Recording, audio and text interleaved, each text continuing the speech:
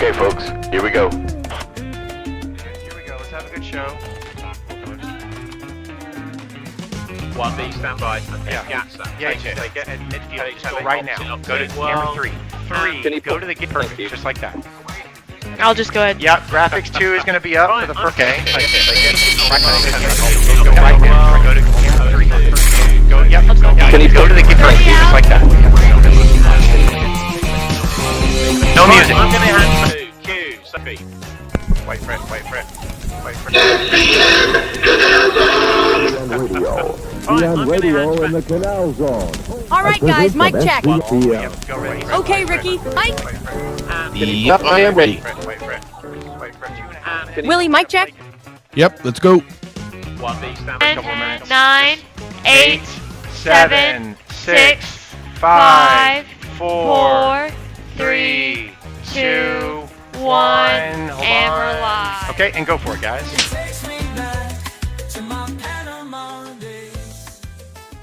Here we are, guys. We are finally on the air. We had a bit of a hiccup last week. So as you can see to my left over here, to my right, I think it is. We'll get this all figured out. But anyway, we are back on the air, guys. Awesome. We do have that other channel. Channel 10 is streaming. We've checked them both. But nonetheless, happy hour at the Balboa Yacht Club Friday night, 8 p.m. Eastern time, 5 p.m. Pacific time, and 7 p.m. Canal Zone time. Ricky, happy Friday to you, man. Hey, right on, guys. Listen, man, we have been struggling, but I think we are now live on both our channels. Well, anyways, everybody, hello, and welcome to our beloved happy hour at the Balboa Yacht Club. As you can see, Willie and I, both born and raised in the Canal Zone, are bringing you our podcast from the Balboa Yacht Club middle bar. That's exactly where you see us, and that's exactly what it looked like.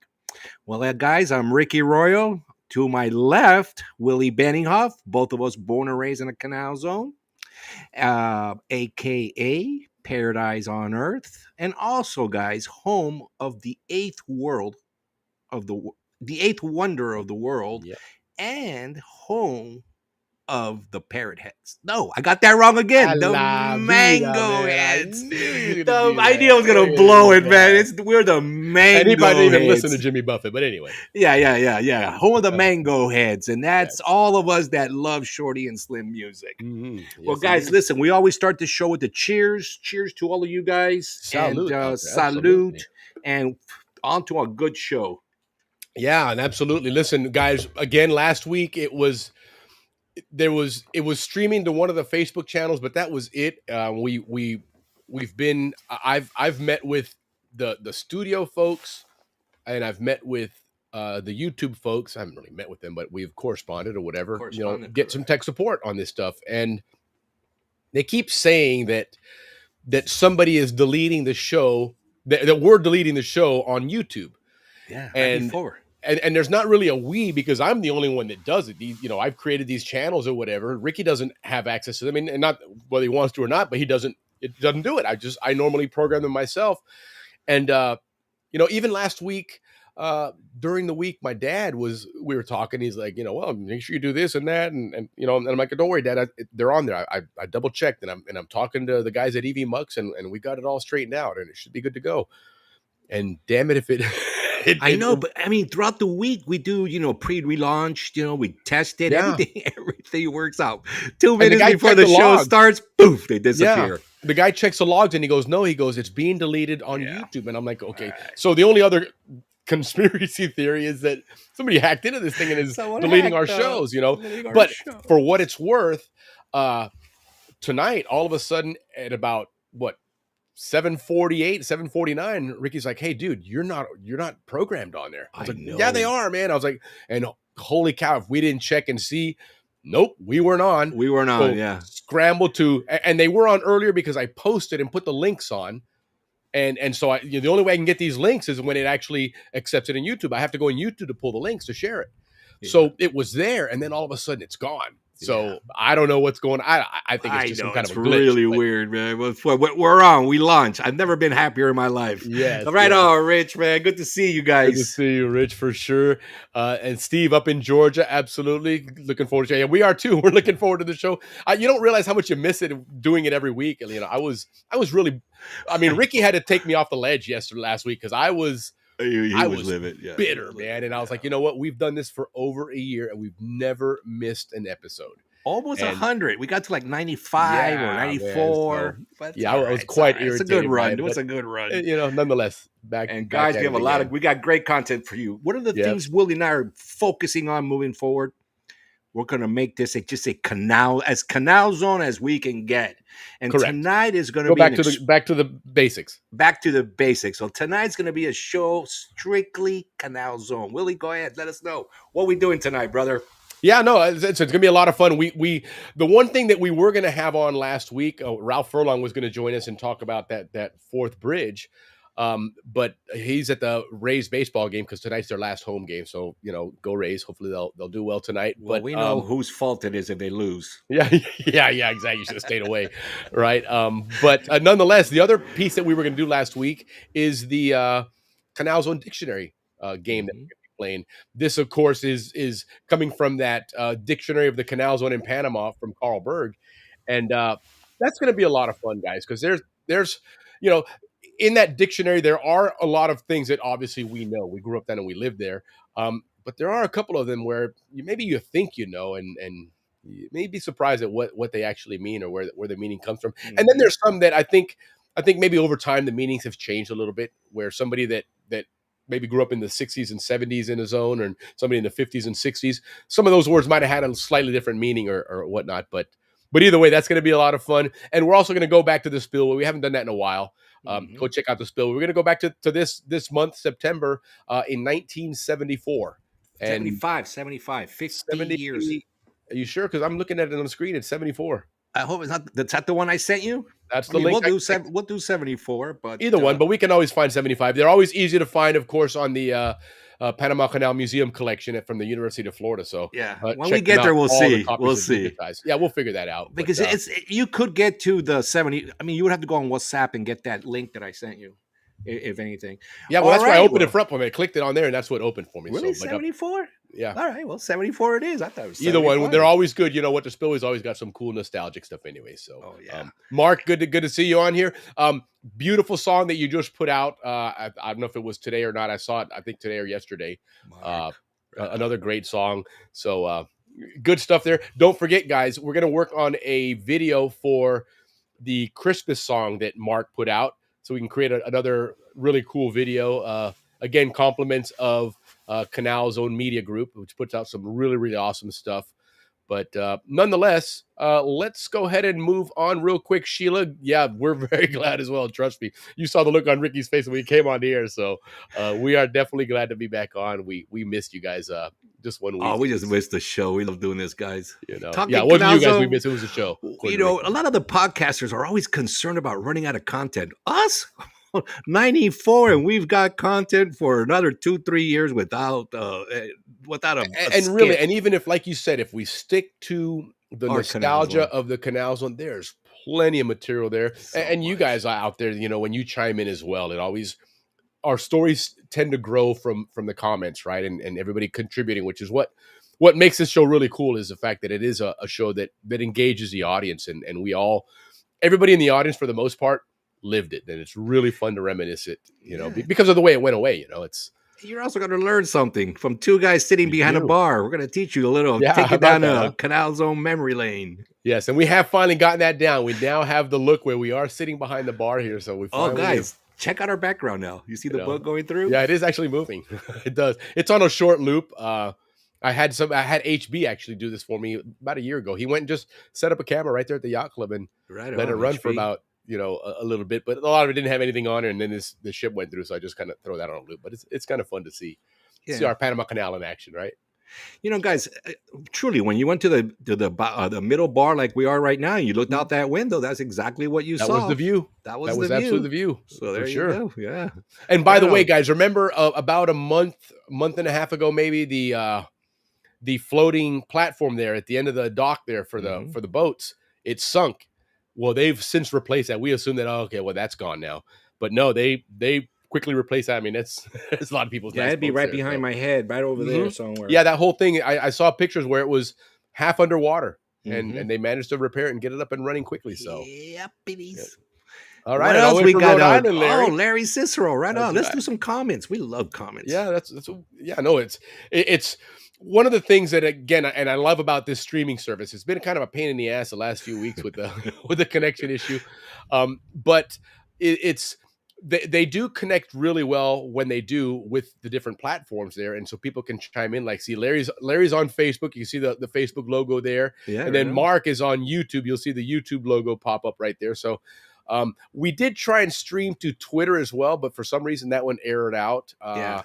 Instagram's another one we can stream to. The thing on Instagram, though, it limits you to 1 hour. 1 hour, right. So, but truth be told, I think Ricky and I have been talking about it. If we can condense these shows to an hour and really tighten a few things up, just keep it pure Canal Zone memories, go for an hour, I think that'll be good, man. Yeah, it's always our bantering that gets us in trouble. Hey, like, but we're doing guys, now. We're going 5 minutes of talking crap here, But yeah, Willie, before talking about bantering, let's talk a little bit about Channel 10. Let's let our audience know our new channel. Great call. So again, because this has been happening with the show not connecting, and it was always the YouTube channel. Remember, about a year ago, it was Facebook that wouldn't do it, and Facebook always, and that was the chatter online in the different support groups and stuff. They said, yeah, Facebook updates their software so often that any supporting platforms, sometimes they have difficulty staying caught up with whatever different patches or changes they had. So that's when we started the push to say, well, let's get everybody on YouTube. And that's why we always push, hey, subscribe to the YouTube channel and whatnot. And now it turns out Facebook is streaming great. And now it's YouTube the one that kept screwing up. So, either way, though, because this was happening and YouTube still is the probably the preeminent streaming platform, and it's where most people go to consume video. We didn't want to lose the 400 or so subscribers on the original SCN channel, but we wanted to be able to, send it out to another one, stream out to another channel, and have a backup plan. So, all of a sudden, hey, Channel 10, we had Channel 8 Fort Clayton, Channel 10 Fort Davis. So I'm going to see if when we get done with the show here, maybe this weekend, if I can go back in and update the name on the original channel, maybe change that one to Channel 8, and then we'll have the Channel 10. So, but moving forward, whenever. Yeah, exactly. Subscribe to both so you get notifications on both. So if all of a sudden you see one's not coming on, it's 802, 803. Don't send me a message, because if I'm on the air, I'm not going to answer. We'll be on switch Channel to the 10. other one. Yeah, go to Channel and all 10. You Atlantic Siders, go ahead, subscribe to that. Make that your make that your channel. That's a great call, Rick. Yeah, right on. Speaking of great calls, I got a little trivia that we're gonna be hitting you guys up, but I'm only gonna give you hints throughout the night and see if you guys can. You guys can match the dots. The first hint for tonight's trivia question: Rita McEntire. What does Rita McEntire and the Canal Zone have in common? They're very interesting. That I couldn't begin to imagine that. So that would almost knows? Be somebody maybe in our military audience. We've gotten quite a few new subscribers that have joined us that have served in the military. And guys, feel free to chime in the chat. It's not for just our friend Zonians here. Anybody that's watching, throw something in the chat. If you're watching and you're not from the zone and you've never been to the zone, and you're like, what the hell is this all about? Throw it in the chat. We're more than happy to answer your questions, because absolutely we get that a lot. When I would tell people at work, especially any of the new hire classes come in, and we all introduce ourselves, and I'm like, yeah, and I do a streaming show on Friday nights. Oh yeah, what is it? I was like, it's about a show about where I grew up in the Canal Zone, and wow, send me the link. I'd love to check it out. And so of course I send them the link, and I know exactly what their response is. And sure enough, on Mondays I come back in and they're like, I don't know what the hell that was, man. Y'all seem to be having fun, but I'm not sure what it was. I was like, my colleagues, same thing. My statesider buddies out here, they all like, Rick, I watch your show. It looks like you guys are doing a great job, but I don't have a clue what you guys are talking about. I don't get it though, man. Right? Yeah, it is. This show really is. It's unique, special to the people that live down there. So we love you guys. It's our show. Yes. It's all about us, and we're here to share it with everybody, so they can get to know the 100%. Zonian. Who we were. All right, so that was your first thing. So tonight we're want to do some announcements, Willie?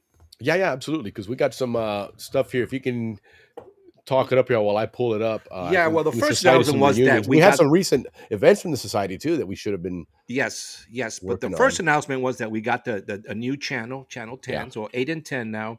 Second announcement for all you guys traveling to Panama in January or Oh, yes. before or after. Panama now, the tourism the tourism government office, I can't recall the name right now.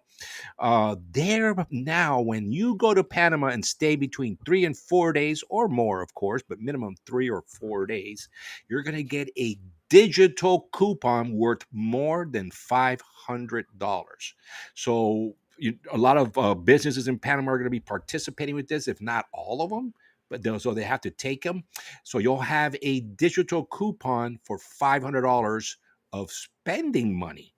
So that's something new. So everybody that's going down there, we'll remind you of this all the time to make sure you get that $500 worth of coupons to spend that money in Panama. Something similar to Hawaii. They do the same thing. Willie, when you go to Hawaii, it's a 5-hour flight, right? Yeah, of From course. the West Coast out from there. California, mind you. Yeah, from California, the 5-hour.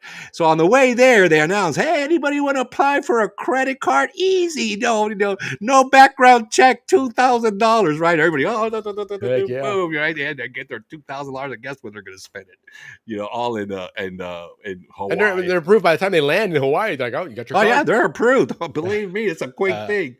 Yeah, all right. Well, let's keep moving on with our announcements. Go ahead, well, real quick, I'm going to piggyback off of what you just said about the Panama and the tourism and all that, because the Canal Zone reunion in Panama, which is coming up now, in just a few months, it's around the corner now.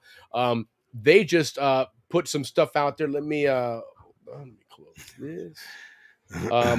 So they opened up some registration stuff the other day, but also they have this form here, and I'll go ahead and paste it the link on here in just a moment as well. But it's stay connected with the Canal Zone reunion. We're happy to keep you in the loop and excited about updates, exclusive insights, and all that good stuff. So click on it. It's a form. You probably just have to put your contact info or whatever the case is. Who knows? Maybe they're going to ask you some questions. I haven't had a chance to look at it, but make sure you click on that, guys. It'll keep you in the loop with what's going on there. Because again, remember, this reunion, unlike the reunion in the zone or the one here in Orlando, this is much more of an experience type reunion, right? Where you go and there could be a lot of activities outside of the hotel there. So a lot of it you're going to have to register for. They may have limited capacity. So stay in the loop. Don't wait until you get down there in January and find out that everything's filled up and you're like, oh man, I got to miss out on it. So real quick here, here's the schedule. Again, it's 2026 because it's in January, starting Wednesday, the 21st, going all the way through Sunday, the 25th. And I'll go ahead and post this on our site as well. But some cool little things there.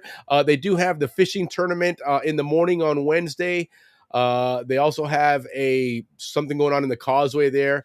The Al Sprague Art Tour. This is really cool, guys, which, by the way, Cassie Sprague reached out to me that she's going to be joining us next month to talk about everything they got going on, because a lot of things going on with Al Sprague's art. And one of the things they're doing is this new art tour going around Panama and a lot of places that have some very prominent locations for the art. Like, for example, they have this, I believe it's a bank that has that really long, I think it's like a 10-foot painting of his, which is an iconic painting. But anyhow, that's going on Wednesday and Thursday. So if you don't get a chance to get in on Wednesday, or whatever the case is, you can do that there. There's a workshop for Reprosa, which is the like the wakas and the jewelry and all that stuff. Yeah. In the evening on Wednesday, they have that Moonlight Bay cruise out of Amador, as well as a CZR kickoff at Magoo's, which is out by Corzal.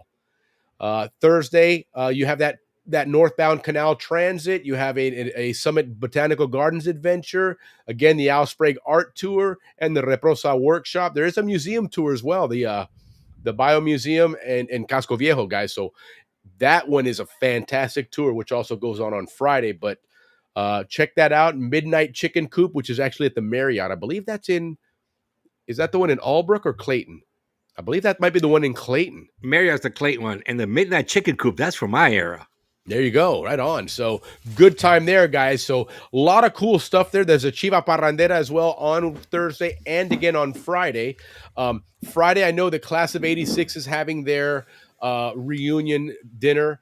And then also there's a happy hour at the Elks Club Friday evening with. It's not going to be happy hour at the Balboa Yacht Club. It's going to be happy hour at the Elks Club, which is going to be a lot of fun. So don't miss that, of course. And then there's some other stuff going on. The Twilight Harbor Cruise, Teatro Escondido. That's basically a jam session in Albrook. We placed there just outside of where Albrook, the stadium was, where the baseball fields and everything was.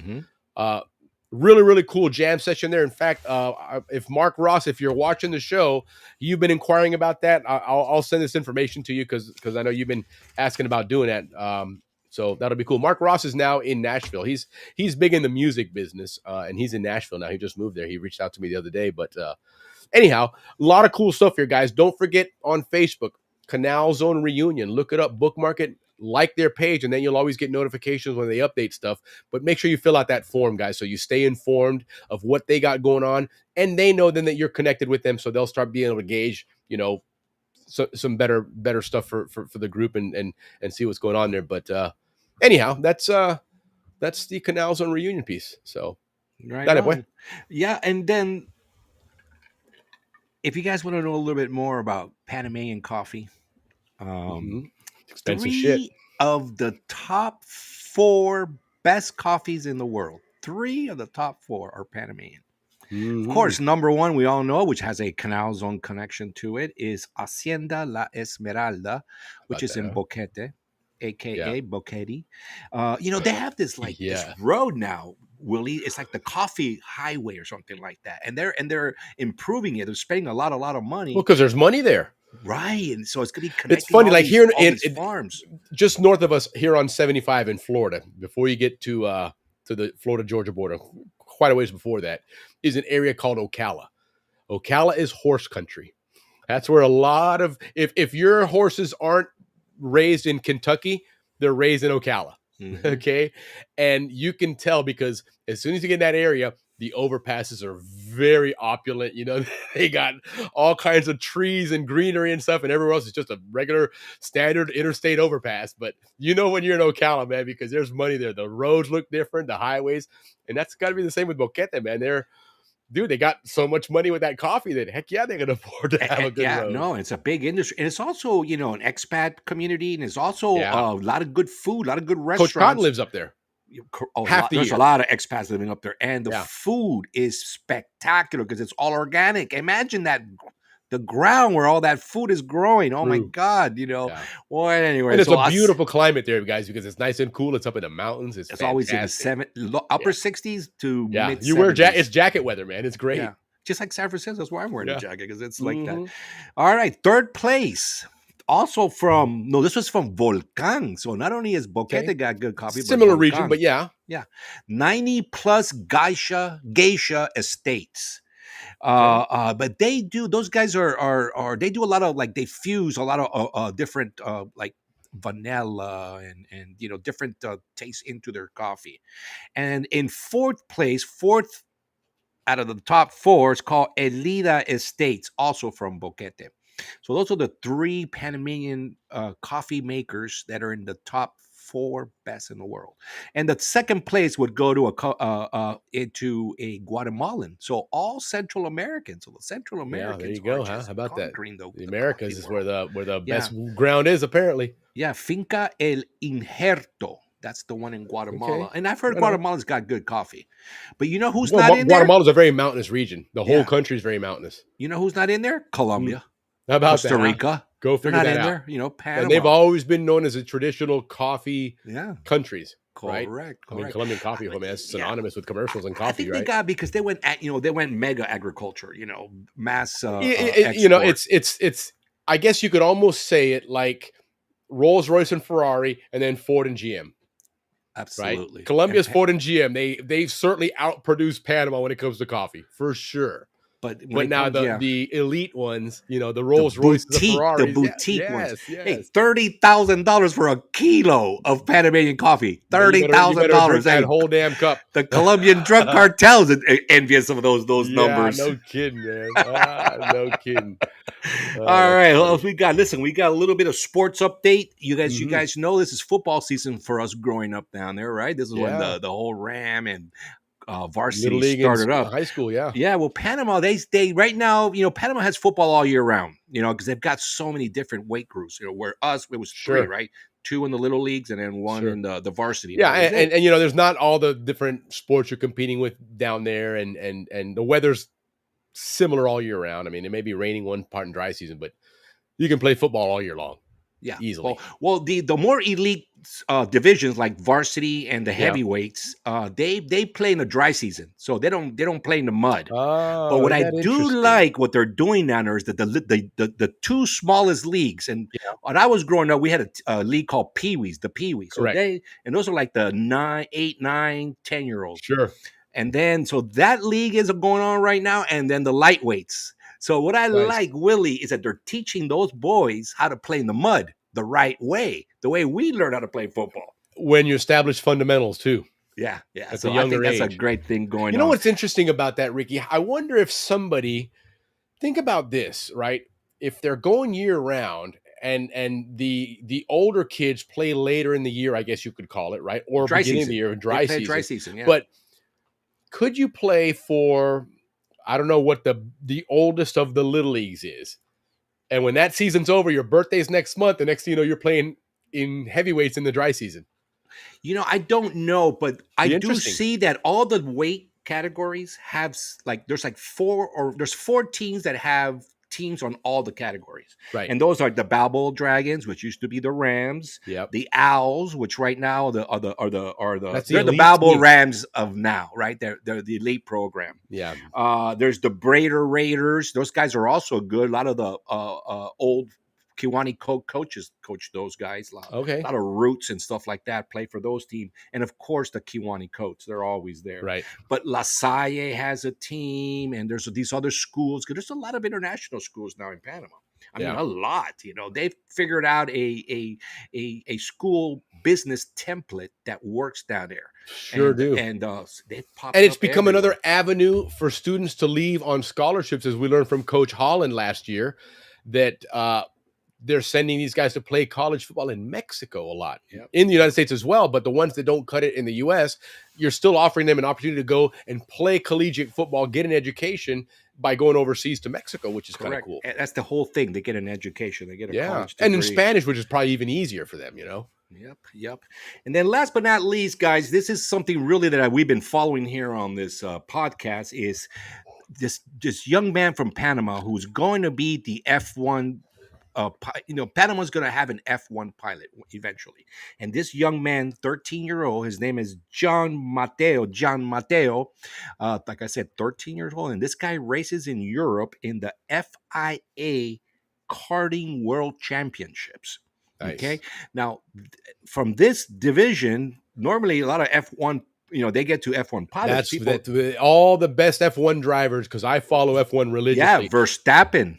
All of them. From there. And the thing about it, you look and see all of those guys have been driving together for 15 years. Yeah. They've been racing each other since they were 8 or 9 years old, coming up through the kart series. The different divisions, Amazing. right? So But yeah, Norris, that's a big jump, dude. Leclerc, Verstappen, they all come from that all karting. of them. All of them. So John Mateo. So far this year, he just raced like last weekend in Sweden.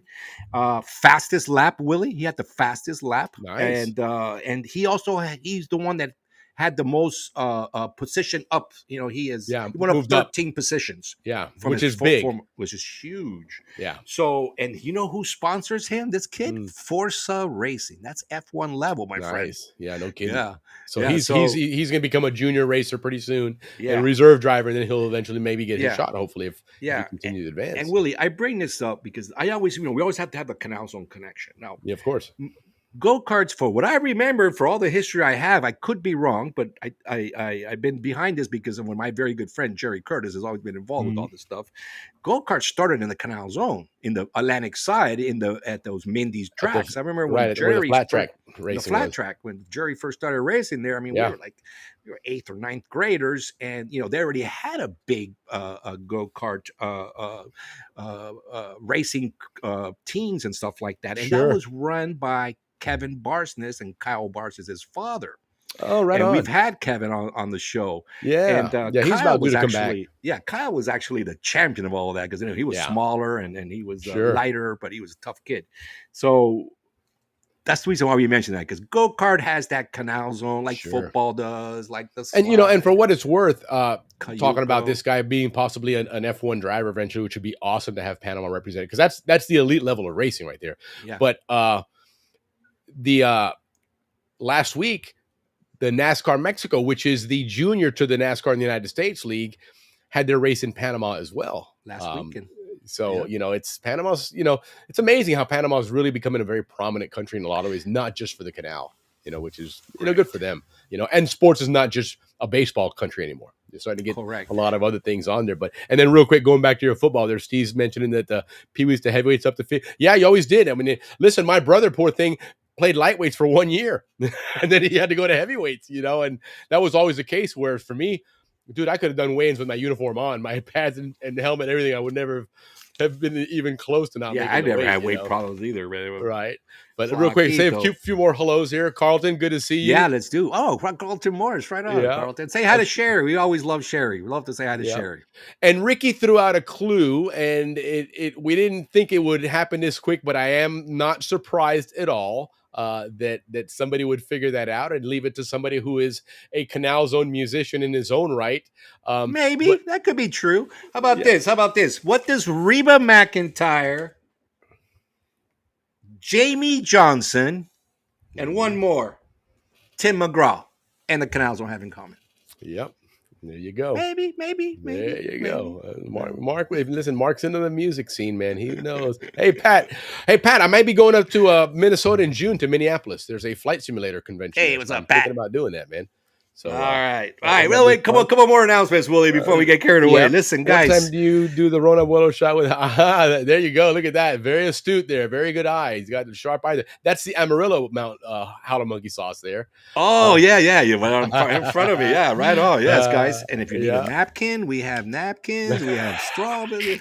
It's a real bar, man. It's really a real is. bar, man. We're at the freaking Jock Club, Yeah. middle bar. Absolutely. guys- Steve. Don't forget, guys, Facebook.com/Canal Zone Reunion is the easiest way to find it. But of course, if you're just on Facebook, you tune in with the Zonians there, you'll see it. Pay attention. Always, if nothing else, look up Alex Reyes and he'll obviously be sharing it.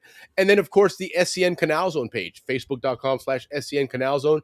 They post to that page all the time as well. So if you're looking for a place to have any CZR news, they'll post all their info on there as well. But get signed up. Connect with them on that form, and then that'll probably put you on a newsletter list, and you're going to get informed in real time when all that stuff pops up anyway. So, okay, Carlton, let me see here. I'm on a flight, Reno, Nevada right now, going to do some boat. Nice. Look at this guy. Lake Tahoe. You're just up the street, 3 hours from me. He's Maybe going to I'll the drive Hulu. up Look at tomorrow. that. That's so awesome, dude. No What a great... way. Hey, Listen, speaking of the Who, I've been, for some reason, the other day I saw the what was the video? One of their songs, but it was a remake of the video, man. And for whatever reason, it just fascinates me. And I watch that song all the time. It's M&S something. No, the one where Ay, bendito Willie. it'll come to me. But anyway, what a great video, man. Because Keith Moon, that guy, if you ever knew the Who and Keith Moon, the guy was cool guy, but and had a lot of issues and whatnot. But when he played the drums, and a fantastic drummer, but a lunatic on the drums. If you watch his mannerisms and stuff, this guy his facial expressions. I got to pull it up and I'll show you guys. It's pretty darn funny, man. But All right. you got to see that. It's hilarious. All right. Before we move on, guys, this is important because I know a lot of you guys are going to be traveling down to Panama. TripAdvisor, guys, now has this recommendation when you travel, right? So they got this whole Panama page because, Panama, Willie, has a humongous number of touring companies.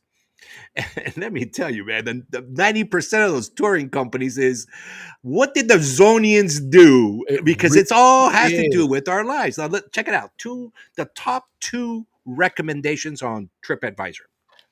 Number 1, which had a 96% approval, Okay. Monkey and Sloth Jungle Habitat Tour. Okay, $42 a person, and as this thing sells out, and That's not bad actually. that's not bad at all. And you live 3 Zonian experiences. Check this out. It's all in Gatun Lake, right?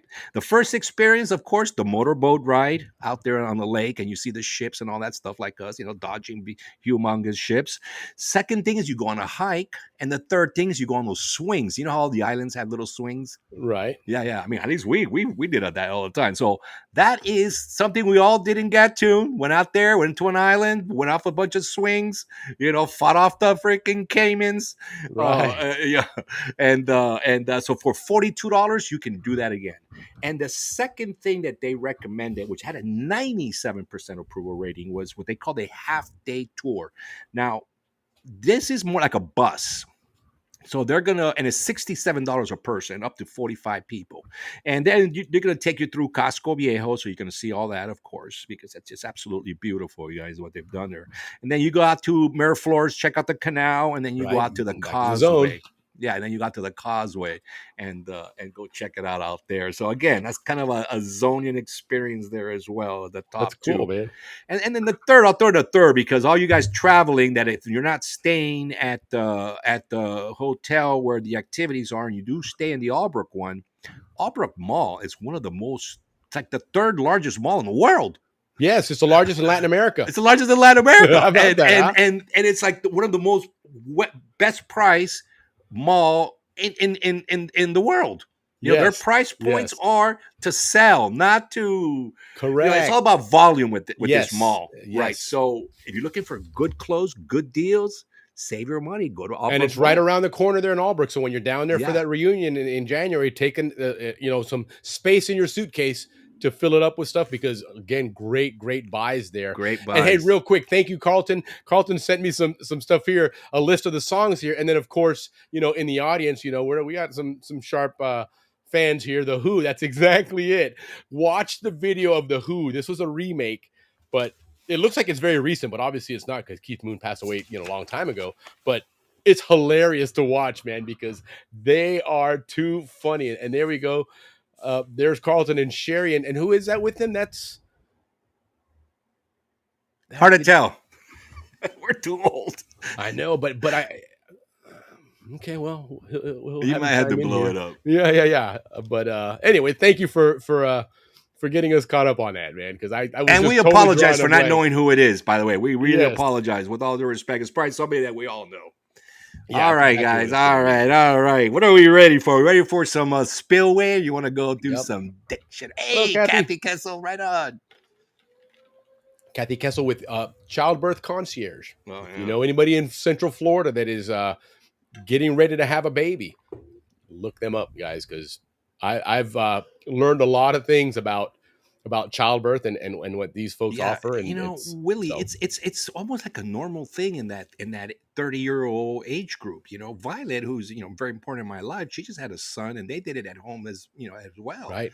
And like very normal, very that's just the way it is. Nobody goes to the hospital anymore to have their kids. Yeah, well, one of the things what I've learned is that there's when and I've obviously having kids, but we're talking 20 plus years ago, that you have your obstetrician, your OBGYN, and so that's where you're going through your pregnancy. And then once the child's born, then it's your pediatrician that kind of takes over, and it's like a wrestling, you tag the other person out there in. But in that middle part, that transition, oftentimes there's some challenges there. And a lot of times the obstetrician's like, oh, you know what, your pediatrician will take care of that. And the pediatrician's like, no, that's the obstetrician helps with that. And so a lot of times this is where they have a term called doula, D-O-U-L-A. I never knew that. It was kind of cool. But that's a lot of the what these folks do at Childbirth Concierge, and just make that whole thing a peace of mind opportunity for you to truly enjoy that experience and do it the right way, and have all your questions answered and whatnot. So definitely check them out, look them up, and stay tuned to see more stuff on them. And as good Zonians, we always take care of each other. So Kathy's one of the good ones too. Anytime you see anything from Childbirth Concierge, make sure you like it and share it, just to help the Zonian community to always grow. We always want to support each other. So If But you haven't met anyhow. Kathy, very special person. Oh, that's okay. Check it out. Roger Daltrey, right on. That's what I thought. I wasn't sure because he definitely, again, from the video I saw, was a long time ago. But dude, I'm telling you guys, you got to watch that video. It's Who Are You? It's a remake. It's just a Willie, fun put video it to up on our watch, man. TV if you can find it. I should. I don't know if you guys have noticed, but we have a TV up here it's completely streaming our ads and stuff I'll like that. work on it here. It'll take me a couple minutes, but I'll do some magic here. Yeah, that's kind of cool, guys. Keep an Let me eye see on if I that can do TV that. right up here where That'll I'm be pointing funny. up there. We got a lot of stuff going That's on in there. hilarious. Yeah, because I'm telling you, Keith Moon, I never realized. I'd always heard stories about him, but I never actually watched him on a video like that. And yikes, man! That guy, he's funny though, man. He just seems like a really, really fun guy. So bottom line, he can party with the Zonians. Without a doubt, with the best of them. With the best of them. Could he handle a day at the Causeway, then drinks at the KC, and then out to the spinning club? Listen, there and then you have to assume onto that the summit. I don't know. Keith Moon could go down to him. Probably Ozzy Osbourne. Who else was like that? That was a real raging party. Carlos animal? Santana. No, Carlos Santana. No, he was not. Man, he was never the Doors. a major. The Doors. What's his name? The Doors. Yes. Yeah. So these guys could definitely go down there and hang with us, but not too many, honestly. Oh wait, Carlos Santana. Of course he can hang on. I was gonna say he's not a big drinker, but no, yeah, of course, yeah. But I mean, as far as where you can just party down and. Hey, I mean, listen, I used to party and have to be at Tocumen Airport at 7:00 in the morning.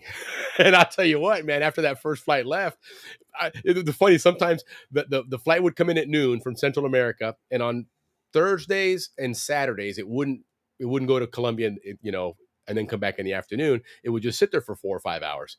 And I just walk down and get onto the plane and just sit there and take a nap, man, because there's nobody on the plane. I'd go hang out there and then get back and go to work in the office. But, yeah, that was cool, man. That was how we partied down over there, man. You partied till 3, 4 in the morning, and because there was no cameras and cell phones and none of that to catch you. Yeah, no doubt. Okay, and Kathy's chiming in here. Oh yes, they're actually Florida only 7% deliver at home. We support more. Okay, there you go.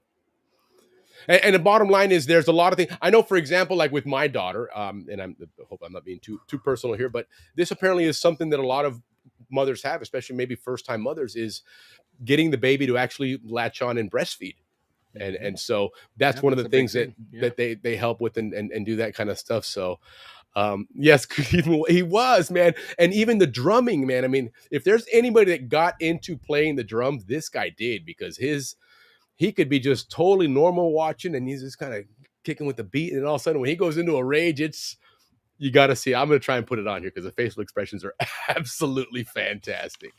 There's not enough booze. Yeah, and the sad part is he was actually getting clean, and some of the anti-drinking medication he was on, he accidentally overdosed on that, of all things. So go figure that one out. But yeah, it was great musician, man. And the Who's they're a very underrated band, if you ask me. They're one of those bands that if you really got into it, they were great, but they didn't have the notoriety that a lot of these other bands did. Read what Andrew just wrote. Andrew, we love you, Andrew. Thanks for joining us tonight. There you go. Mention Free Willy, guys, and you get a great discount on that. Absolutely. Listen, they do that. And Andrew was talking to me one time about, they go out and have one of those, what they call a hydrophone, right? Which is basically a microphone that goes underwater. And you put that in there, and it is just incredible what those whale sounds and stuff, man. If you get a chance to do that, I highly recommend it, which of course, Sea Panama offers that service. They have boat charters, 8-person boats up to 55-person boats. And it is whale season. Yeah. Partial transit, Toboga trips, Contadora trips. So yeah, fully definitely catered. Check them out. Yeah, for sure, right. Man. Yeah. So, it's a big industry down there. The tourism industry is picking up. Something like 1.3 million people have already been there. And Copa Airlines now is making a big push for tourism, because what they're saying is, listen, we are connecting every city in the Americas through one connection in Panama. And they have a stopover program now. So if you're flying anywhere from one point to another on their network, you can stop and stay in Panama. If you stay for 3 days, you get and then turn around $500 coupon. Right, stay for 3 days, get your coupon, and then you continue your flight to wherever you're going. So it's a great that's opportunity. the big complaint is that that airport sees a lot of people, but something like 90% don't get off. They just go on. It is a transit point for Copa Airlines. It is a cash cow. For the Panama tourism industry, different story. Because here they've spent all this money on a big, gigantic, beautiful airport.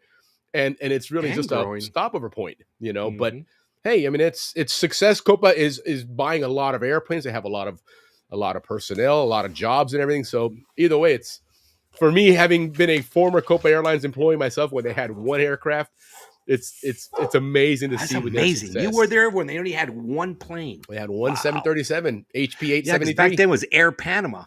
Yes, they were the big government airline. Yeah, they were big. They flew a DC-10 at one point. They were so big. Yeah. No, I remember they had great service. Air Panama always had like good food and free booze and my mom and dad got Copa Airlines. They did all the paperwork for the FAA to get Copa their permit. That was a long, long process. Our dining room table was the office, because this is an era before computers and internet, and so everything had to be printed and put out there. If anything, you had a word processor. Was about the extent of technology. But you talking hundreds and hundreds of pieces of paper of everything. We had Betamax, man. We had Betamax. Right, exactly. That's what it was, man. But yeah, they were they put together this whole. Copa paid them a lot of money for it, but that's how they got the permit from the FAA to fly into Miami and finally start competing with Air Panama for service there. And then Air Panama started making no payments on their planes when Noriega was there. And I remember the last time we got a call at Copa in Tocumen, because I was working in Tocumen during the whole Noriega thing, that they're saying to tell some people that they knew were on that flight, that plane is going to get confiscated in Miami when it lands. And sure as shit, that landed in Miami, and the marshals came on and took the plane. They're like, "No, sorry, this is part of the Noriega loot that we're taking." Got you. Yeah. Vamos about spillway, babito. Oh, all right. Let's get some spillway action going here. I think this is Mickey and I pre-show had a conversation about no bantering forever. Well, it was kind of on the other side. Well, when he does that or whatever, and here he's doing it. So we got to move on, papito. We want to get this show. Our timing. Take it easy, papa. Vamos a hacer spillway. Yes, or we're gonna do dictionary. Both are fun. I can't wait to do both of them. You know what? Let's do dictionary first. All right. Because we've been itching to do that one here, and all right. So these are the rules. These are the rules. First, we're gonna read the question, and then the opponent, as between Willie and I, will repeat it back, and then we'll banter a little bit, and you guys can put in your comments. That wasn't for you to put out there. That's you and I planning. No, but so people know. So after we repeat the question, we're in the banter period, guys. Yeah, we're gonna go to a banter period so that because we're like 8 seconds behind, and then we'll go into comments, and then after comments we'll answer it. That's the way we're gonna. Those are the rules for. So you guys, everybody in the audience now has become part of the production team now. So now now you're ready for it. But anyways, this can do some. And again, guys, this Canal Zone dictionary game that we're gonna play here is all based on a book from Carl Berg called Dictionary of the Canal Zone in Panama. He was at the reunion in Orlando here this past July and at the vendors area there, and he was selling some copies of it. It's a fantastic book. It is comprehensive. It's well done. It's not a joke or anything, but definitely check it out. But anyhow, here's our quick little intro. Let's go ahead and go on this thing. Ladies and gentlemen of the Balboa Yacht Club, this is Canal Zone Dictionary. The rules are simple. Define it or be defined. In the blue corner, he's tougher than a Chiva bus ride in the rainy season. Sharper than Sosa Hill sawgrass. As a kid, he almost ran the length of El Prado. Ricky, the Capira Kid. Royo! And in the red corner, faster than a PCC rotary phone, cooler than a Panama beer with no ice, set a record for 11 straight weeks of being sent to the principal's office at St. Mary's. Willie, the goat of the goalpost, Benninghoff. 2 Zonians, 1 dictionary, no guessing. Well, I mean, you might want to guess. Anyway, only definitions and glory. Are you ready to hear Ricky and Willie say some amazing, magniloquent responses? And in some cases, just plain horse manure. Let's get ready for Canal Zone Dictionary. There you go. I say, How Willie. about Good that, huh? job, Willie. Good job, Willie. Love it. Love it. All right, on. So yeah, so it's Canal Zone Dictionary, and again, we're gonna switch back and forth, and we'll read something out of the dictionary, a word, a term, and then the other one's gonna try and guess what is that term. If you think you know, Google it. Although I'm not sure Google may have all Canal Zone terms there, but who knows? Maybe it will. We'll see. We may have to phone a friend, to figure this stuff out. But anyway, go ahead. Let's see what you got there. Go with your first. All one. right, I'm gonna start with let's start with some let's see. So Folks River. Folks River. Anybody out there? I mean, Folks River. This could be So folks like FOLKS, folks. Yeah. It could be like the Chagres River. Yeah. Maybe I would think so if maybe it's got the next word to river it. on it, But Folks River. Okay. What is Folks River? What does it talk about here in this Dictionary of the Canal Zone and Dictionary of the Canal Zone and Panama? So it didn't always have to be just Canal Zone. Be mindful of that. So Folks River, I'm going to have to say it's probably a town. No. I'm going to say the Folks River was one of the rivers that fed into creating the Gatun Lake. Yeah, pretty good. Almost true. Okay, so all right. Anybody out there? Yeah, feel free to throw something in the comments. Throw out there, guys. River, because otherwise, Mr. Ricky will tell us here. Rio Abajo, HB2, he says. Rio Abajo? Close. It definitely could be a street, but no, really what it is, guys, it's not even that exciting. It's a small saltwater inlet that divides Manzanilla Island from the mainland, from Colombia. And look what Tiernan just put in there. Yeah, it's in Cologne, absolutely. So they call it the Tiernan. East Diversion Channel. So it's just for the boats to get in and out to where all the ports are. So it wasn't that exciting, but yeah. The Folks River. Okay, what it is, I mean, it's kind of, it's interesting because, a lot of the terms that we've come to know in the zone are either synonymous with a region, area, like or the the name of a Pacific person, yeah.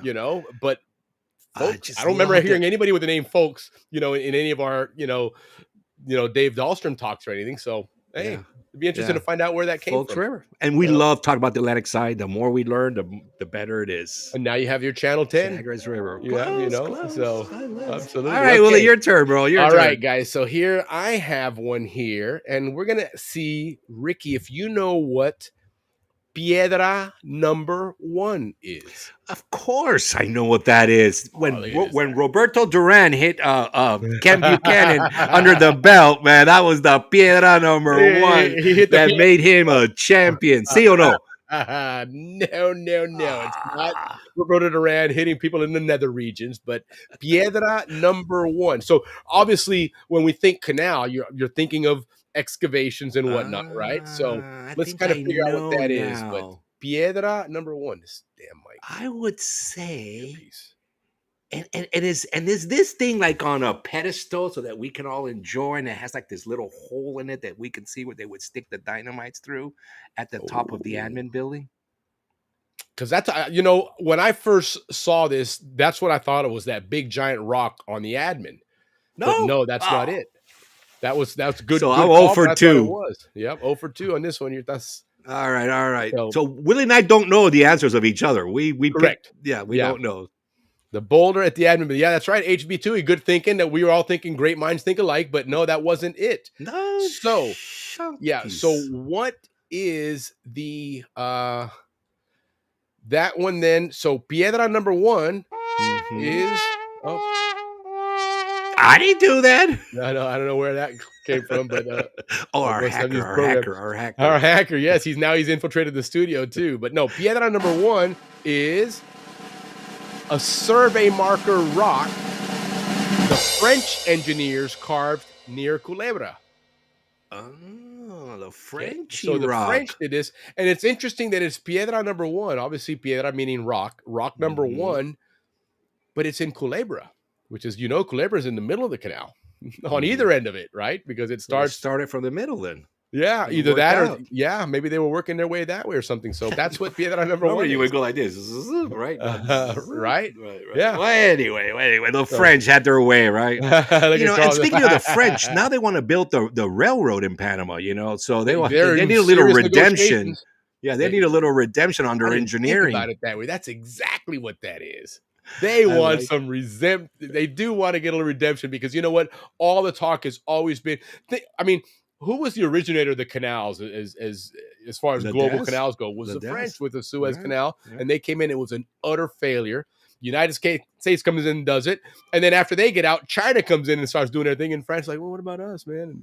Yeah. So all of a sudden now they're like, oh wait, we got a it. little redemption, but hopefully we'll And get a good you know deal. what? The French do have a very robust rail network. So if that's an area they have expertise. And the Japanese are financing. I would rather have the Japanese trains because those things are. Have you seen 300 that miles video an of the hour. new Japanese bullet train? Yeah, that just 300 launched miles the an other day? hour. I love it, man. That was All right. hilarious. All right, here's my word, Willie. You ready? Here we go. All right, guys. This is from like the 30s, 40s. Fleet.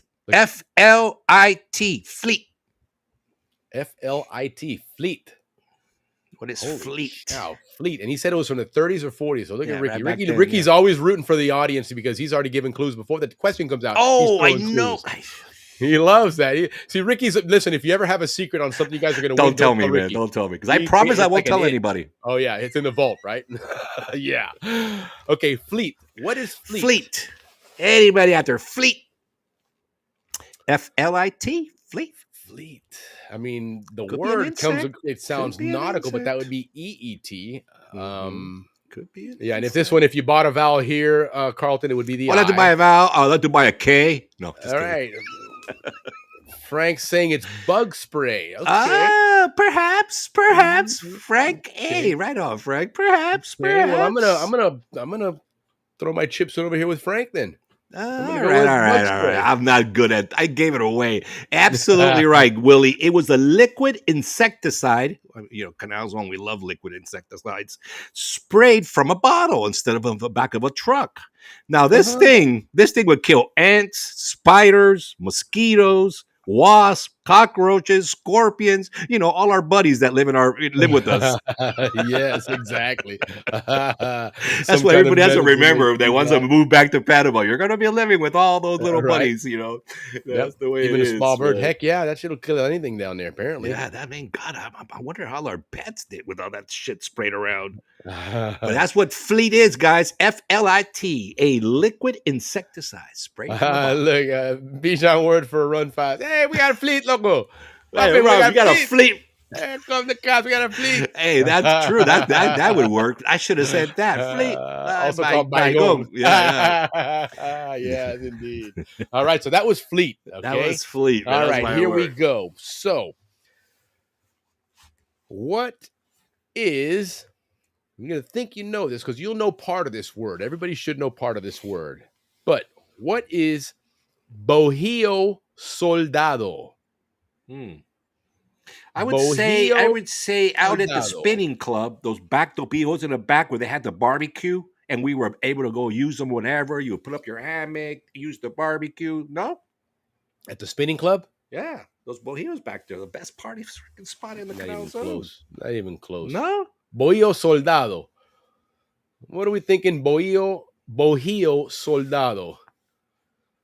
all right, I give up. I'm not good at this. You're terrible. Train stop. HB thinks it's a train stop. It's not a train stop. Okay, but obviously bohío, we all know what a bohío is.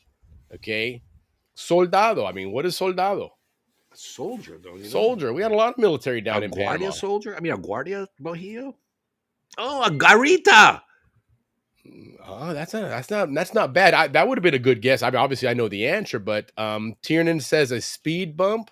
Nope, not a No. That's like a hidden train soldado. stop. Nope, the train stop. What do they call those things? I knew that from working at the logistics place. Parada. Empanada. It's a stub me at the end of the off line the on a bus. rail line. A stub is where the end of the line goes, and they have that bump. Oh, there that where little the bumpy train thing at stop. the end. Guachiman. Bohio Soldado. No, a Bohio Soldado is here we go. Oh, Willie, I'm failing you. A soldier's hut. It's what? A soldier's hut. Okay, but this one a specific historic spot on the Chagres River. So the only thing I can maybe surmise or speculate is that maybe from the jungle warfare training people, maybe they had something out there that they set up, and that was they. I mean, Bohios were originally like the from the Bimbo natives, Shack right? out there Yeah. in Tits Beach. Could be. So they had like little Bimbo Shacks out in the jungle for jungle training. Mm-hmm. And these were their little spots where they would Could go, be. R&R Yeah. or. I know, or, like my you know, dad sometimes when they went hunting out there with Mr. Fabrica and those guys. I've seen plenty of pictures like that where they pull up somewhere and that's what they had was Bohios. That was their housing. We like obviously hunting made it cabins. Correct. Or Either way, fishing but it was cabins, yes, same exactly. So it was shelter in essence, but that was for the soldiers. It was Bohio Soldado. So there you go. All right. Moving on. It's my turn. All right. Yep. This one, little political on this one. There he goes with the clue already again. Oh my God. Unbelievable, this guy. You're out. Alex, make everything easy for everybody. Flag riots, not fag riots. That's a good cigarette. Flag riots. Flag riots. I mean, I think the obvious thing that comes to mind is 1964. Perhaps. January 9th. So that would be it. But I would know it because that had a different name. I'm just kidding. But could be. It could be. Yeah, but part of me says that would be too easy. Right? And so perhaps it's not that, but I'm trying to think of when else was there any kind of flag incidents in the zone, right?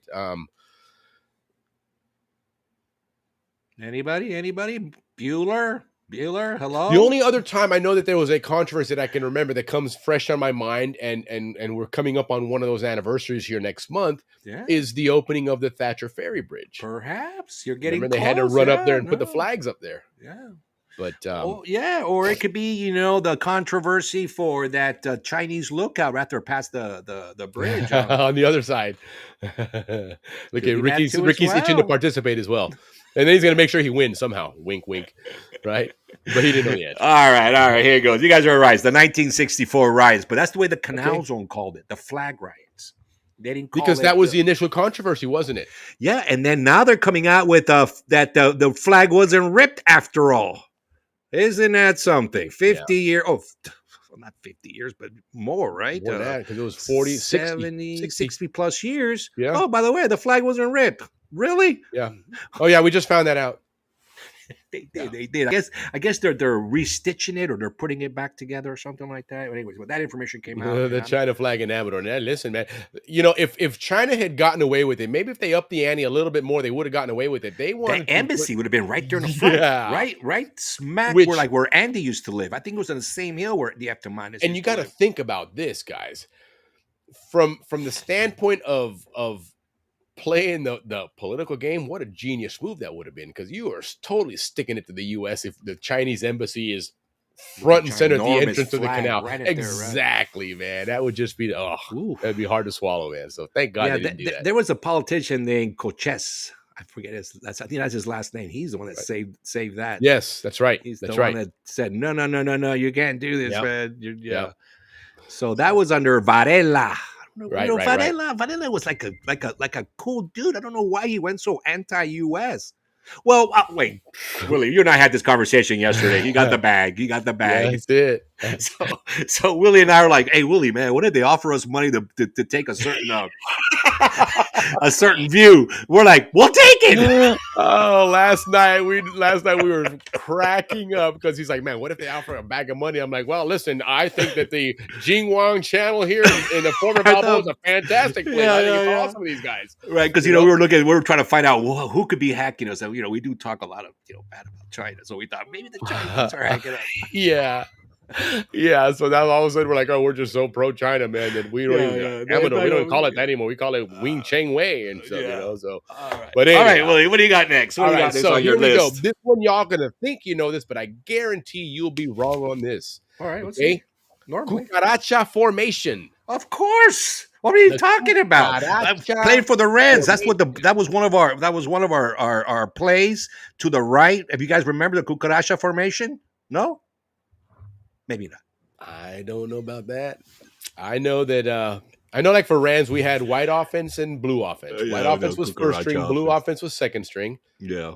And then when we were going to play, I remember one year we were going to play the Howard Eagles, and they hadn't even scored a touchdown all season. That's how bad they were. So we set up our purple offense, and that's where you get to put people that play on the line get to be in the backfield and receivers, and people that were backs and receivers got to play on the line. Oh, yeah. I remember that.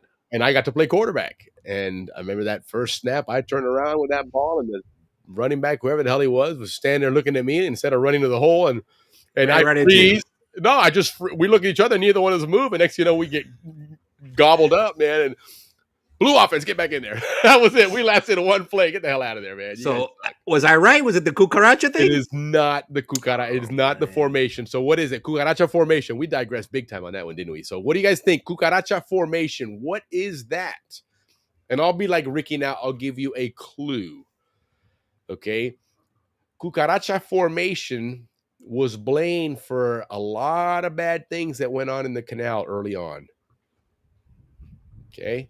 It was blamed for something that was happening a lot early on with the Panama Canal that was a big problem. It was a cucaracha formation. Come on, thinking caps on it. People are just Googling the hell out of this. I'm going to see what the comments say. I think if you Google this, you might find it because I think this is a technical type situation here. But what are we thinking here, folks? Let's go to comments. Let's see what comments have to say. I'm looking. I'm not seeing anybody chime in there. I think apparently Google's slow. Okay, HP2 landslide. You're getting there. You're getting warm. Warm. That. Cucaracha yellow formation, fever. Okay, that's what you're thinking, but no, it's not yellow fever. So HB2 like is onto something here. He's getting warm here. Landslide. Think landslide. That was a big problem early on in the canal. Remember the canal kept getting. They have to keep dredging it. Yeah. Okay. So what is cucaracha formation? Well, what are those? One thing for sure, those guys can survive a nuclear holocaust. So yeah, you can, no doubt. Maybe it has something to do with there you go, explosions. Maybe that's the way they lined up their explosives. Ooh, that's a great thought. Wrong, but great thought. I like all that intellect for nothing. But yeah, everybody, Ricky. No, I'll tell you what, guys. The cucaracha formation is sticky clay and rock layer geologists blame for the constant landslides, which is why eventually they started going to that steps type formation to kind of prevent a lot of that stuff. Which you see at the Culebra. Yes, exactly. And so the sticky clay and rock was such that it wouldn't hold well. And we've learned a lot of interesting things about the geology of the canal and that area. And it makes sense when you think about it a lot that there was a ton of moving of earth is really what the Panama Canal could, other than pouring concrete, it was really moving earth. Right? You had to dig a gigantic ditch for 50 miles just about. Well, really actually not that much because of the lake, but you still had to dig a lot. And you take a lot of that stuff and it was used to create Balboa and Amador and all these areas that we lived in. And as we've been learning from the new bridge going over that area on the East Bank there where the Thatcher Ferry Bridge and all that area, the land there is terrible because it's all filled. So it's even after 100 years, it hasn't settled. And so as you put stuff that's too heavy, it's going to naturally settle, which obviously would not be good for a bridge. So they've got to adopt some reinforcing techniques in able to use that land because of that. We'll talk about that with our Ralphie Furlong. Yeah, he was going to be here tonight, but of course, those dumb Rays had to have a home game tonight or whatever. But anyway, so that's what cucaracha formation is. It's sticky clay and rock layer that the geologists blame for the landslide. So way to go, HB. That was pretty darn close. Pretty darn good, man. You guys are good. Chris. Everybody here. Hey, what's up, Chris Jeffries? our audience is quite intellects. High IQ. Canals on absolutely. IQ. And these guys are at the yacht club right now. Chris is there. Right on. Yep, he's there. Leaf Soline earlier tonight said hello, and he's there as well. He's back. Where is All he? right, Yeah, on, he's Leaf. well. He's and we'll say a prayer for Leaf's mom because she's not doing well. But he went back down there again. But nonetheless, we need to break there. Him and Jim and Chris Jeffries, Jim Nom and these guys at the yacht club. Say salute, guys. Cheers to you. Yeah, guys, my little brother and sisters are down there. Reina and Reynaldo are down there, and they brought Reina's son already lives there. He's going to FSU, but my Reynaldo's son went down there for the first time in a long time. Little Ray. So I saw that. Yeah, I saw that. That's Yeah. right. It was your mom's birthday. Happy birthday My to your mom's mom, birthday, man. yeah. It was yesterday, wasn't it? 87. Good for her. Fantastic. She's still Absolutely. full of life. Well, man, and Chris is Still down mad at me on a daily basis. Well, Capira Rick he'll pull that stuff I every so know, my often and poor mom, ingratiate man. himself. She's a Spanish teacher, and I can't speak Spanish pictures in my life depending on. Well, but as we know, Ricky's that's a choice of Ricky's too. Okay, because he's the one that's adamant about that. We don't switch accents. Yes, good call. You don't switch accents in a conversation, right? So we're going down to Capira. We're going down to Capira. Capira, the Capira King. All All right, here for the last one on my side, Willie, the fledging. That's the last. That's your fourth one. You should have two more, but Oh, I fledging. got, I do have one. Fledging. Fledging. What is the Could fledging? I get a spelling, sir? That would be FLED as in David, GING. Fledging. Fledging would be when we were at Balboa Pool on Wednesday nights, and you get the little kid that wanted to come in and play Smear the Queer, and that's the fledging. And you got, That's easy with the exactly fledging. what it is. No, just kidding. almost. Right, I'm sure I'm sure that something like that would be of interest to the fledging. There you go.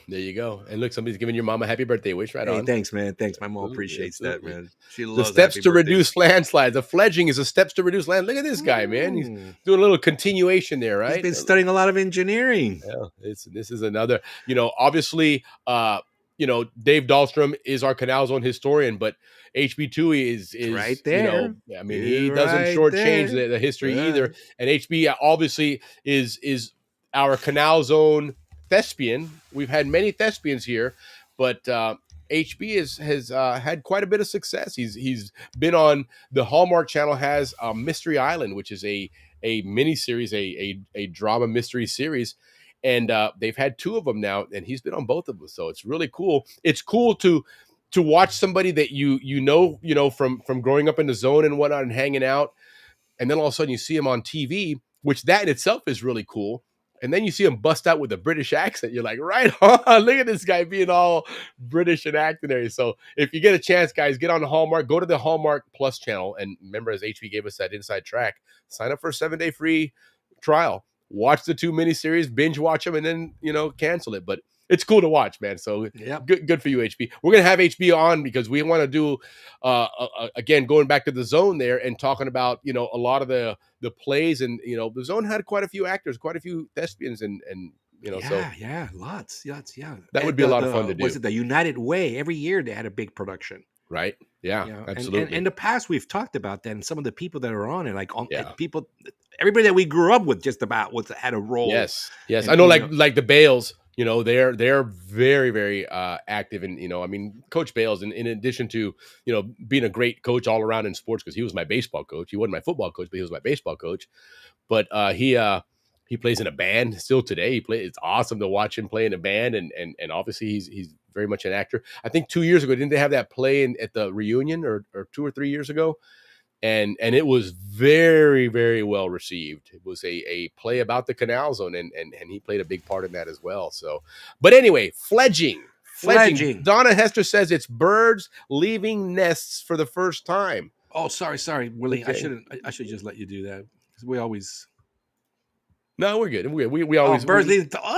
That's true. That is a fledging. That is true. It is. But for Canal Zone lingo, the fledging guys back in the day, Balboa High School wasn't just a high school; it was also a junior high school. Yes, that's right. And this was their weekly newspaper. So every week they would come up and then they talk about sports and what's happening, et cetera, et cetera. So it was the weekly newspaper from Balboa Junior High School. Right on. Balboa Junior High School. I've always known Corona Junior High School. Yeah, no, Balboa used to. Remember that one wooden building to the side? That used to be the. Oh yeah. That used to be the Yes. I've junior seen high those school. pictures. That's right. That's Yeah. right. The game was mayhem. Heavy ball. Yes, that's right. Remember that? They had the Right ball on, filled Richard, with water. Of course, Richard and I played together in all those games. Mayhem. That's right, man. Both the Grimmers and Patrick and Richard. Man. God, I've known those Good boys memories, since man. first, second grade, man. That Right was on, so. guys. Listen, that was one of those things. If you did that and you were able to evade people for a bit, dude, that was a badge of honor, man. When you were one of the younger ones, man, that was like right on. Oh, man. it's because You look up to all the big kids. It was a heavy ball it's that's full of sunk, water. and then you played soccer underwater, and then you had to come up on the edge and then slam the ball on that gutter. Correct. That's how you scored. Yep. But everything was underwater, you passed it underwater and, like that. It was really cool, guys. A little cool Zonian game that we played every Wednesday night. And then what did we do after the pool? Right to the clubhouse. Yep. Go get some empanadas. Empanadas and French fries with gravy. Yeah. Empanadas like Mark Cicero says in Panama Days, clubhouse empanadas is the way. So yeah, HP, this is really cool. And look what HP's mentioning. They're going to be making an event at the Theater Guild to coincide with the Canal Zone reunion. Very cool. Yes, the Theater Guild. I was trying to remember the name. I'm just drawing a blank on names tonight, man. Yeah, but, they just had to play a lot of Zonians were on it. Lisa was on it. Lisa Palm. Near dry, no doubt, Richard. Listen, I'll tell you what, that was every time I got the ball, I had the fear of God in me. Like I was telling Ricky last night, I was like, let me tell you what, as soon as they dunked me underwater, I let go of that shit, man. I was like, let me up, man. It was sheer panic, man. Being a Zonian kid, you knew how to hold your breath. That's for sure. Well, we always had, like slides and the French cut and all these different things that we were always diving and jumping in water. We were, man. A lot of times. That's why. Listen, by the time you got into even Rams football, you had agility. If you were a Zonian, you were out running around doing stuff, man. You weren't, climbing trees left and right. That's what I'm saying. You were out. Who didn't have a tree house or a tree fort? We didn't call them tree houses. Exactly. Tree fort. Who didn't have a tree fort? Everybody had a tree fort. God, yeah. Well, on the intro video there, it says, what is Ring Alivio? And that game was a classic game where you learn how to quickly climb and be quiet. Yeah. I know where we lived off of Amador Road there. Remember they had those power station buildings around the neighborhoods? Yeah, they had one there, right? Yeah, and there was a tree right next to it. So you could climb a tree a little bit and jump on that roof, and you'd sit up there, and you could see a lot of the area in the neighborhood. That's a good spot. It was, but then it became one that, when everybody I was on the searching team, I was like, go look there first because you'll find somebody there for sure if they don't know what to. You always had to have a good escape route.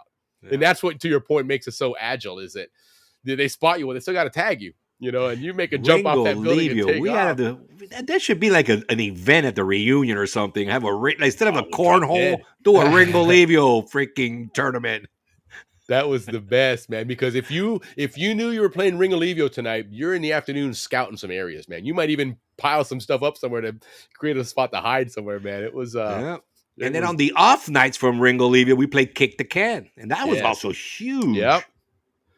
Whitlock had the best tree fort in Balboa. Nice. Double decker, right on. Yeah, the Whitlocks, of course, man. That's what we need to do is get people, if you got pictures of tree forts in the zone, man, send them in one day and have a cool tree fort. So fledging again is what now? Newspaper published. That's weekly newspaper published by the Balboa Junior High School. Okay, right on. All right, guys. Okay. What do you got, Willie? Let's see. All right, let's see what you have here. Yeah, remember that? Oh, that was the greatest movie. That was the greatest tree fort ever. Right. It was a Swiss Family Robinson, wasn't it? Swiss, yeah, the Swiss Family Robinson. You're right. All right. Okay, so we did Piedra number 1. We did Cucaracho. We did Bojillo. Okay, here we go. Talking about empanadas. Clubhouse script. Has to be the menu. Clubhouse script. Has to be the Monday menu that tells you the whole week, what's coming up the whole week. You guys notice that Ricky doesn't put one iota of thought in this, and he's been as far wrong as he can be on every one of them. Well, our things that we can BS as much as we want. That's true. Yeah. Well, we did say that you might hear some horse manure. So horse manure. There you go. Embracing it apparently. Yeah. But okay, so Clubhouse script. What do we think Clubhouse script is?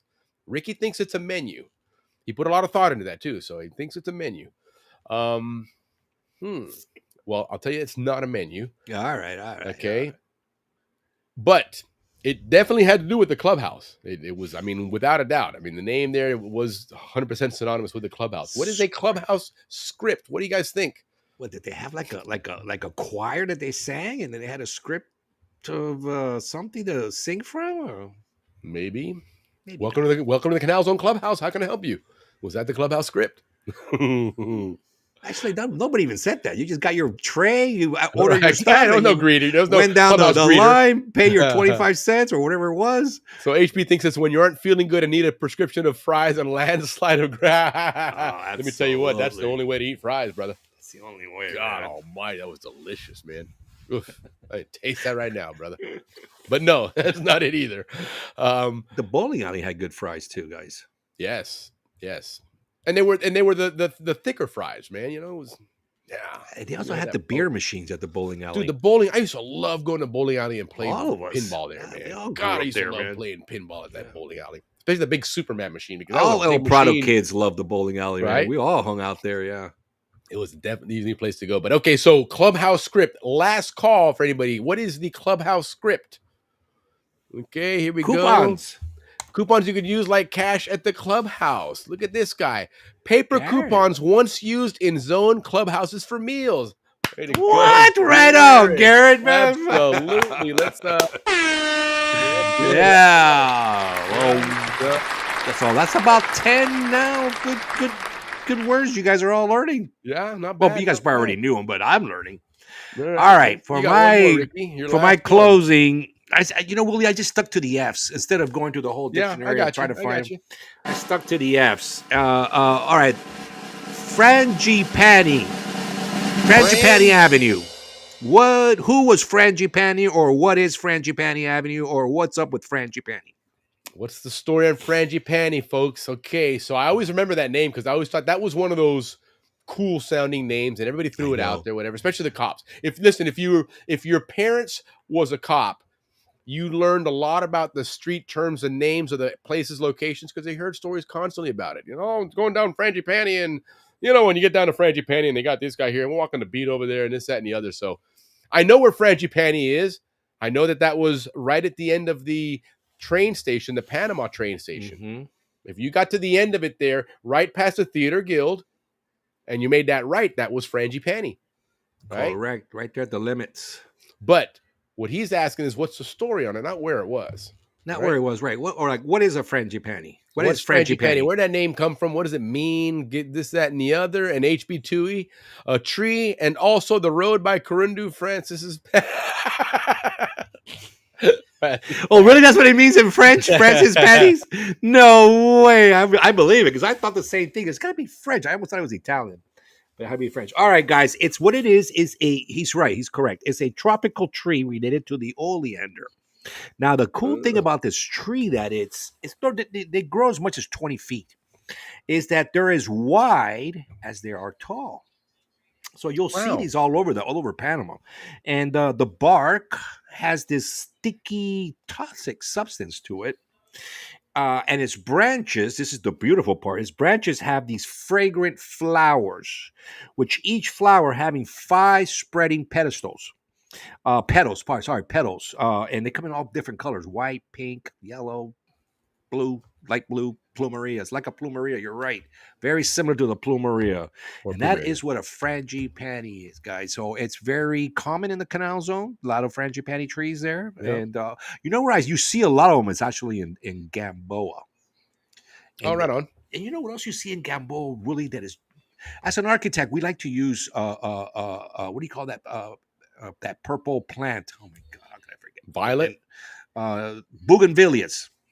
Okay. So, you know why? Because they're purple and they're about this big, and then you can combine them with ferns. So you got purple, green, and maybe a palm behind. Got you for horticulture and landscaping and whatnot. Correct. Well, the ones in Gamboa, if you guys remember, they're on the side of the hill facing like the elementary school and the pool and all that stuff. Yeah.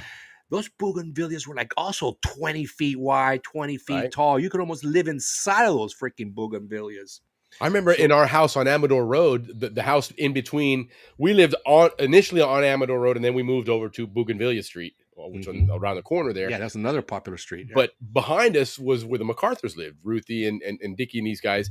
And their house, it was elevated maybe like 5 or 6 feet. And in that elevated area, which was inside of our fenced-in area, we had those elephant ear plants, and those were massive. I mean, those leaves on it were 4 or 5 feet wide, 6 feet tall, and they were amazing, man, because those things were gigantic, man. But yeah, that was cool. Frangipani. So there we go. Now you know everything about Frangipani. Frangipani. I always thought that was probably one of the cooler named streets in the zone, other than Barnaby. Richard's Barnaby correct. was It is the a best named Plumeria. street, if you ask me. Barnaby? Barnaby. Everybody loves Barnaby. Barnaby was a cool name street, man. Yeah. Barnaby Street. It's Yeah. that's had a I ring. lived on to it. Owen Street and El Prado. Those were my two streets. El Prado Oh, nice. first, and then Owen Street second. Yeah. Look at Rich here saying we played Manhunt in the jungle between Fort Clayton and Cardenas, hiding in the trees. It was, man. That's the thing about growing up in the tropics and growing up especially not just in the tropics, but in the zone, because you had that entire jungle environment, but you still had it kind of protected,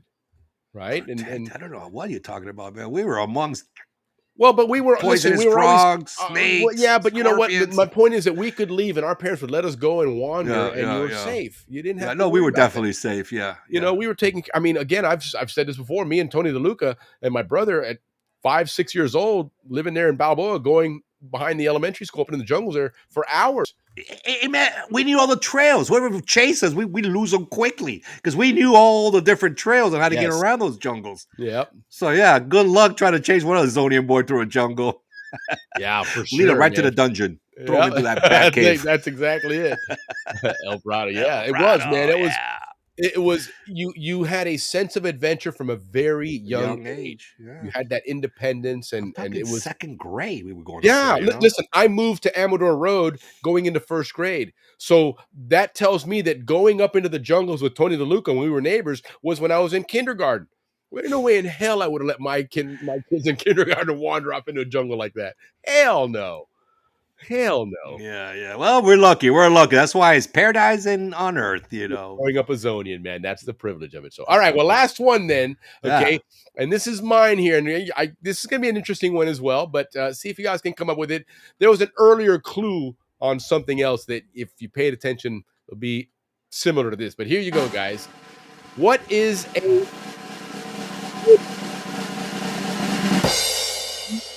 You broke up. Oh, Brutally. with that stupid drum snare. Okay, zonophone. Zonophone. Zonophone, like a phone, but zono in front of it. What is I know. zonophone? Hold on, Ricky's thinking about it. Okay, he's done thinking already. Go ahead. Phones from the 20s. Phones from the 20s. That's not a bad guess. It's not a bad One guess. that had the big ear. Yep, that's not a bad guess, but fortunately not. What do we think zonophone is? This is, again, remember, guys, everything, if you're just tuning in, this is stuff we're getting from the dictionary of the Canal Zone. And I should have had my copy on standby. I have it, but it's all in there. Yeah, It's Canal the Zone dictionary of the Canal Zone in Panama by Carl Berg. It's fantastic publication. It does. Move it over a little bit. There you go, right there. You can kind of see it's that green screen doesn't work there, but in the background. Tanya's saying it's a record player. No, that would be, you would think that. That's the first thing I thought of. But a zonophone is not a record player. Not in this case. It maybe is as well, but I will give you a clue. It is the name of something. Okay, it's not like an item. It is the name of something that was used. Let me see here. Announce the bug spray vehicle. That's the phone you get when there's a landslide, or like Ricky says, "Hi, here comes the DDT. Come in here and breathe it in." No, but Ricky just mentioned something that is a clue. No way. The word announce. I mean, I guess like a broken clock. You're right twice a day. I mean, yeah, right. You can definitely be right twice a day if you're a broken clock. So a zonophone has to do with announcing. Okay. Vite. It is also something that was replaced by another thing with a name. Internet. Before that. But again, you're getting warm. No, there's a way of putting some information out there. You know, Willie, we stopped drinking on this show. That's probably why we're so smart now. That's what it is. You stop we drink water now. Nerds. Hey, but nerds rule the world, man. You know, the cool people burn out at 23. And then the nerds Yeah, take no, over. I mean, when we first started doing the show, I was doing 2 beers a show. Well, easily. and you go to the reunions and all the nerds are like, wow, look at them. They got all the money and everything. Damn, look at you. Yeah, they got the Damn, money. look at your yeah, wife. right. Holy shit. Yeah, Right yeah, on. yeah. I guess math paid off, didn't it? Yeah, Study, Well, okay. imagine that. Zonophone. Speaking of studying, which is something you did in school, and Zonophone had to do with school. Okay? And no, it was not a payphone. There we go. We got the double clicking here. But yes. No, it's it's not a payphone, but it has to do with communication, announcements. It was a predecessor to something, not the internet, even further before that, but very warm there. Okay, had to do with communication. Had to do communication for pretty much all Zonians. Had to do with getting information for Zonians, a zonophone. So there had to be like the fledging, that a newspaper of some kind. Aha. Say that again, Ricky. Finally, I hit one. Like the fledging, a newspaper, but who was it made by? The Zonophone was the predecessor to the Spillway as the official news outlet for the Canal Zone. The Zonophone. See, zone, a phone. Zone for a Canal Zone. I like that play of I didn't words. think about it that way. I was trying to say, where does Zonophone come from? But that might be it. Look at you, The man. zone phone. Yeah. This Great guy's water, for a guys. fast Thank you, guesser, he's smart. pretty good. So, all right. So I think out of 10 questions, 5 and 5, I think we guessed maybe 1 or 2 actually. So, Well, these but are that's good. what makes this really cool, right? Yeah, Because that's why that dictionary is good. Yeah. yes, We absolutely. recommend it. So It's I'm fun. gonna reach out to Carl and find out where they can make this available, because like I said, they had it at the reunion, but I haven't seen it like on Amazon or anything like that. But again, Carl, well done, man! Fantastic job on Excellent. on the Once a month, Zonophone. we're going to be doing it, guys. Yeah, we're gonna keep doing these Canal Zone dictionaries. So eventually, get your hands on one, and you'll be able to leaf through it real quick. I did manage to upload it to a project on a PDF so that I can pull stuff out of there quickly and sort through them. But it's really cool. Even just looking through it's really cool, because some of that stuff, you know it, but it's terms that you haven't heard in 30, 40, 50 years, you know? And so I was like, oh my God, I remember that. That was so cool. You know, and there again, it kicks off a memory, which is what we're trying to do here, right? Bring back the zone and get all that nostalgia. So, but you know, that's our first edition of the Canal Zone Dictionary. I hope you guys had some fun with that, and we'll keep doing that, because I do think that is a lot of fun to do that here. So, but anyhow, guys, this is thank you again for everybody tuning in. We were on pins and needles up until 8:50 or 7:59. I kept refreshing the YouTube pages and see if it was still booked on there, and thank God it did. But yeah, so Ricky threw out some clues earlier, right? He mentioned some names, and these people were all singers, okay? And they were all country music singers. Correct. You know, country music comes from pretty much from Nashville, in that area, Grand Ole Opry and everything like that. And our Canal Zone musician, the author of Panama Days, Mark Cicero, and the author of many other songs, of course. Make sure you tune in on Spotify. Remember, it's Mark Cicero CZ, because there's another Mark Cicero out there, but not even close to the caliber of our Panama Days Mark Cicero. But check him out. There's a lot of cool songs there. He wrote a brand new song now that was for his daughter, I believe. Or if it wasn't, it was, I know he had an anniversary as well recently, but really, really cool stuff here. But he surmised that those names and the connection to the Canal Zone, and I'll throw it up there again real quick if we can find it. Where is it? Where is he? Where is he? Where is he?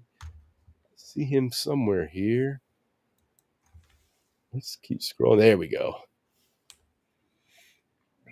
The only CZ connection I know of with Reba is that she recorded a couple of James T. Slater's from the CZ songs. That is correct. And you are 100% 100% right. correct. So check this out, guys. Next week, we're going to have none other than James T. Slater joining us. Well, this is his... Just like the kick I get from you. This is his fizzle, right? This is his fizzle reel. Then God This is, whispered your again, name. urban. I mean, talk about a huge country music song. These are all his songs. Mexico. Not looking for that girl, Another superstar. She don't fix him dinner no more. Definitely Zonians. That's why God made Mexico. Gloriana, another country music star. Hey, I would say that was Rascal Flatts. And these are hit songs you got. I mean, this is not, some obscure tune. Zonian. This is Zonian DNA. Kelly Bigler, remember? Wasn't she American Idol? Wasn't she an American Idol winner? I think so. Life is a Willie Nelson, of course, man. How do you not know Willie Nelson? It's just Yeah, man, this is I'm really looking forward to this. It's gonna be a lot of fun having somebody on that's, and the best part is if we can bring this down a little bit here, you can still see the names and everything on there. But the really cool thing, and this is what Ricky's really excited about, because Ricky can relate to this more so than I can, and this is kind of his introduction into music and rock and roll. Ricky, go ahead and tell me what you were saying earlier. Yeah, Jamie Slater played for a band. I know Mark Cicero remembers because we were much too young to really be going to these concerts, but I'm sure Mark was there like I was there. Willie, turn that down a little bit. He was in a band called Viva. And I don't know if all you older guys probably remember that band, Viva. They were just a spectacular band from the Canal Zone. Yeah. And that's watching Viva play is what got me into rock and roll, because they were just like Journey. They were like that. They were like a Journey band. Yeah, super super good. And hearing his songs, it really does have some of that kind of Journey sound to it as well. But definitely the Latin flavor in the songs that because in addition to writing songs for all these other great stars that you see on there, he also has his own music that he plays.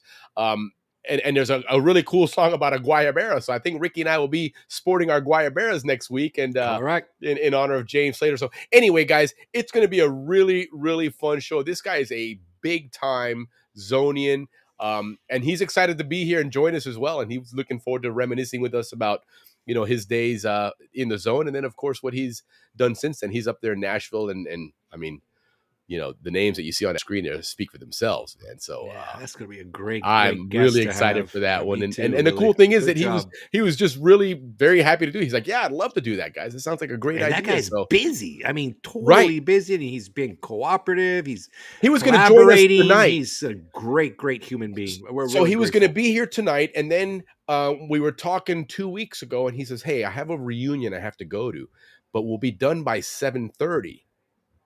And so, or we're done 7:40. He goes, I can hurry home and should be there, in time. And I was like, no, dude, don't rush. We can do it another week. And thank God, because we were having all these mess-ups anyway. And I hate to have him program and then this thing didn't work. So I'm glad we got our own little do-over first to try it out. But it was just really cool that here somebody that's got this kind of stature and whatnot is like, no, dude, I want to come and join you guys on your show and have fun with this. So that meant a lot, to have that enthusiasm and that willingness to join us. So I love it, Will. It's going to be a great show. Guys, here, Willie and I, we are big into Texit. I got in 6 weeks ago, guys. So I have it up there. $1.60, $1.68 when I got in. It just jumped up to $6.30. Yes. So this is a time to get in. Yeah, no, it really it's we're loving a great opportunity. Texit coin there's a lot of the key to crypto. I mean, there's a lot of great currencies out there. Obviously, Bitcoin is $130,000 for each coin, but you ain't getting them at that price anymore. You ain't getting when you get in there now, you're buying little tiny fractions of coins. The key to making money in crypto is either get in when it's low and then anticipate the surge and then sell. Or mine your own coins. Yep. Mining makes money, but mining crypto is extremely expensive, very difficult to do. This Texit coin is a new currency, a new crypto coin out there that's been out for about a year and a half. One of the other bigger coins out there is one called Litecoin. And the guy that founded Litecoin founded Texit coin. So there's got some track record behind it. This guy testified before Congress about 10 or 12 years ago on the cryptocurrency. So he's one of these who's who in the crypto world, and so far it's having a lot of success. Chris Jeffries is the one that actually turned me on to the opportunity. But anyhow, behind it on Facebook, if you look, we have the Bucyrus Club out there, which is our sponsor tonight. Yep. So feel free to join us, join the group there. This coming Wednesday, excuse me just a second. Been working a chest cold. I'm on the tail end of it now, but I have that nagging cough. But anyhow, on Wednesday of this week, we will be having a live webinar where we're going to talk all about Texit Coin, where it's going, how it started, little bit of basics on what blockchain is, what decentralized is, and why it's important, and why we think it's the future of currencies and whatnot. So anyhow, thank you again for joining us, guys, and have yourselves a wonderful weekend. Ricky, get us out of here, man. Again, guys, from the bottom of our hearts, we love you very much for the time you take and spend with us. 1 hour, 38 minutes, 1 hour and 39 minutes. Thank you very much. We'll see you guys next week. It's going to be a great show. And thank you for letting us come into your homes. Take care, guys. Have a great weekend, everybody. See you guys.